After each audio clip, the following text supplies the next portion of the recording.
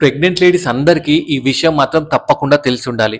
ఏంటంటే ప్రెగ్నెన్సీలో ఎవరికైతే షుగర్ అటాక్ అవుతుందో దాని తర్వాత నార్మల్ అయిపోతుంది. అండ్ దాని తర్వాత మళ్ళీ షుగర్ గురించి పట్టించుకోవడం అవసరం లేదు అని అనుకుంటారు. బట్ ఏంటంటే ఒక్కసారి మీకు ప్రెగ్నెన్సీలో డయాబెటిస్ షుగర్ గనుక వచ్చి ఉంటే ఫ్యూచర్‌లో 10% ఛాన్సెస్ ఉంటాయి మళ్ళీ షుగర్ అటాక్ అయ్యేది.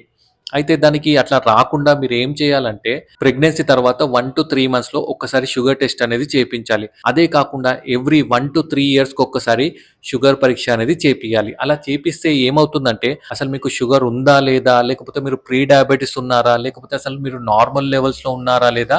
మీకు తెలుస్తుంది. చాలామంది ఏంటంటే దాని గురించి మర్చిపోయి షుగర్ టెస్ట్ చేసుకోక వాళ్ళకి ఎప్పుడైతే లక్షణాలు డెవలప్ అయితున్నాయో అప్పుడొచ్చి షుగర్ టెస్ట్ అనేది చేసుకుంటారు. అలా మాత్రం అస్సలు చేయకూడదు. అండ్ మీకు అసలు డయాబెటిసే రాకుండా ఉండాలంటే మీరేం చేయాలంటే మీ వెయిట్ ఏదైతే ఎక్కువ ఉంటారు కదా! మళ్ళీ అది నార్మల్ లెవెల్స్‌కి నార్మల్ BMI లెవెల్స్‌కి రావాల్సి ఉంటుంది. అదే కాకుండా regular exercise, healthy diet and healthy life style ఈ ప్యాటర్న్ ఫాలో అయితే మాత్రం షుగర్ అనేది ఫ్యూచర్‌లో వచ్చే రిస్క్ అనేది చాలా తక్కువగా ఉంటుంది.